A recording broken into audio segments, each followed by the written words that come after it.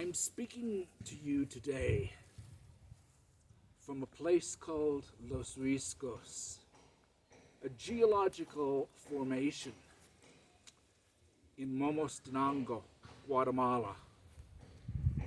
This is all that's left of an ancient volcanic eruption. So, of course, over the centuries, there have been many stories told about it. One story was told by the anthropologist Barbara Tedlock.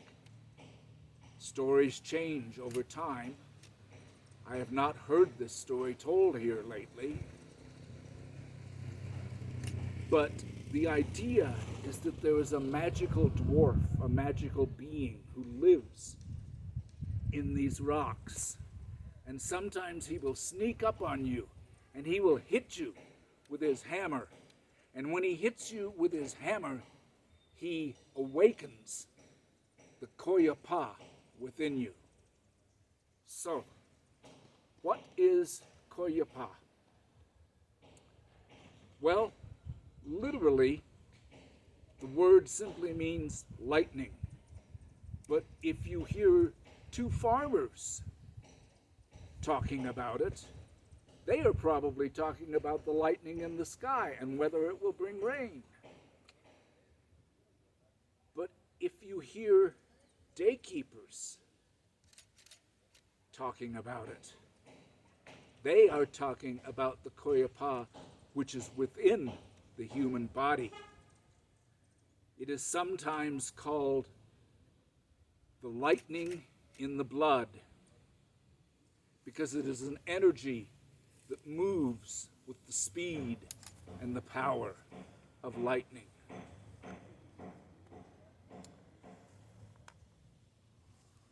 How does it function? The Koyopa gives us messages. Not just ordinary messages, but messages that appear to come from a different world, a different realm, a different alternate reality altogether. Many of you will know that the entire 260-day calendar is inside of us. It is within us.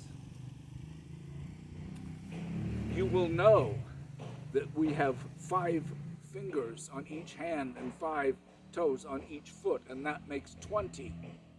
And many of you, if you have been studying deeply, will know that the 13 comes from the 13 joints of the human body: 2 ankles, 2 knees, 2 thighs, 2 wrists, 2 elbows, 2 shoulders, and the neck. For 13. 13 times 20, that is the 260-day calendar. It is within us. But what you may not know is that within these 13 joints, that is where the inner lightning collects itself. These joints are like reservoirs, storage houses for the inner lightning. Some people are simply born with the lightning awakened. Other people have to work to find it. I remember once asking someone, are there any meditations or exercises I can do to awaken the Koyopa? And they say, no, just keep reading the zite seeds and sooner or later it will wake up. And the reason they say this is because even though this inner lightning can awaken within us at any time, the most common situation in which it awakens is when one is reading the zite seeds, which is the Mayan form of divination, or at least the Quiche form of divination that is practiced here in these mountains. To read the zite, the oracle, is to draw upon special forces which in time will awaken the Koyopa. How does it feel when the Koyopa awakens? Some people have described it as a kind of a tingling, others as a kind of a rushing, hurrying, racing energy. Still others have described it as a kind of rippling flow, which is how I have felt it on the rare occasions when I've experienced it. So, for example, just to give you an idea of what I mean when I say that the Koyopa is a messenger that brings us strange and unusual messages. It is like this. Suppose that a daykeeper is counting the seeds in the oracle, and he is counting and counting, and a man has come to him with a question, you see. This man, recently he lost his wife, and so let us say that to get rid of his sorrow, he is thinking that he will go into business with his brother who has a shop. But he is worried because he doesn't think his brother has a very good mind for business. So he goes to the daykeeper and he says, "Is this a good idea? Is this a good idea for me to go into business with my brother?" And as I said, the daykeeper is counting. He counts and he counts and he counts. And he says, "Oh yes, I can see a problem here, but let us find out whether this financial problem is about your brother or whether it is about something else." So he begins to count the seeds again. And then all of a sudden the Koyopa seizes him. And sometimes you just know it because his spirit seems to change. And sometimes you actually see a shaking, like in the hand, or in my case, it shakes, from this arm. But in any case, he is seized by the Koyopa, and then perhaps he looks up and he says to the man, "You are going to meet a woman, and you will be married again soon." This has nothing to do with the question that the man asked. That is what I mean when I say that the Koyopa often brings us powerful and unusual messages from different realms. Now, I have described it as being lodged or stored, housed, if you will, in the 13 joints, and I have described it as sometimes showing itself, because while the daykeeper is reading the oracle, one of the joints may begin to shake. But in fact, we should remember that this is called the lightning in the blood. And the blood runs throughout our entire body and can carry us anywhere.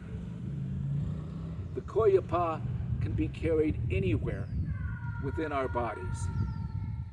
And it means different things. If, for example, you feel it rippling in the right side of your lower back, that would mean something quite different than if you felt it rippling in your chest or in your stomach. And I'm not going to give a complete catalog of all the different possible meanings for all the different parts of the body, because people have a diversity of opinion. One person may say one thing, one person, I've heard a lot of stories. Let's just say, to be quite clear about it, that even though the Koyopa lives within the 13 joints, it can travel throughout the body and it gives us different messages depending upon which part of the body this lightning is traveling in. Now, many New Age travelers who have been in this part of Guatemala and who have heard about the Koyopa, they say, is this perhaps not the same thing as what the yogis and sages of India are talking about when they talk about the Kundalini? Because after all, a lightning bolt is like a serpent in the sky, and the Kundalini is a serpent, and in some ways so is the Koyopa, so there is a similarity. Also, the Koyopa, in a certain sense, like the Kundalini, is a feminine power. Why? Because in Quiche we have two different souls. The Nawal is the soul which can leave the body, which can wander in dreams, which can wander in visions. And that is the yang, or male half of the soul. But then we also have the Ushlab, the soul that is within the body. And since the Koyopa is within the body, it is also part of the Ushlab, and that is the feminine part of the soul. And I was told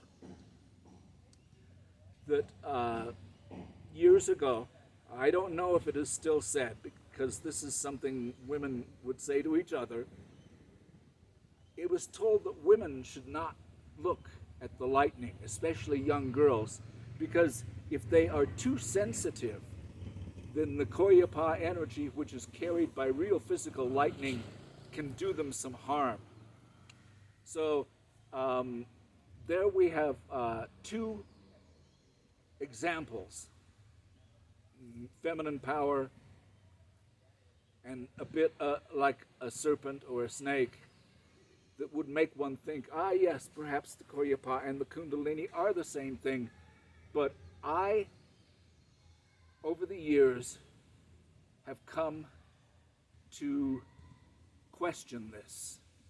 The reason I question it is because the Kundalini is all about moving up and down the spine through 7 centers that it awakens as it moves through the spine. The Koyopa does not have anything to do with the spine. On the other hand, the Koyopa is lodged in the 13 joints, and there is nothing about the Kundalini that relates to the 13 joints.